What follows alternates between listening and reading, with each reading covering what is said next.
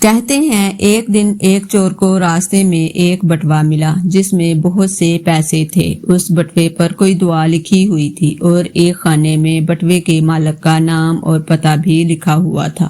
چور نے وہ بٹوا ثابت اس کے مالک کے حوالے کر دیا۔ اس شخص نے چور سے پوچھا کہ تم آرام سے یہ پیسے رکھ سکتے تھے، واپس کیسے کر دیے؟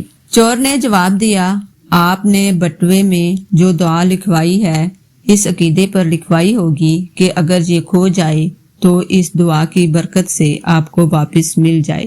میں چور ضرور ہوں لیکن صرف مال و دولت کا، کسی کا عقیدہ چوری نہیں کر سکتا۔ اگر میں آپ کا بٹوا واپس نہ کرتا اور آپ کا اعتقاد اس دعا پر کمزور پڑ جاتا تو تب میں آپ کے ایمان کا چور ہوتا، اور یہ مال و دولت کی چوری سے 1000 گنا بڑا گناہ ہے۔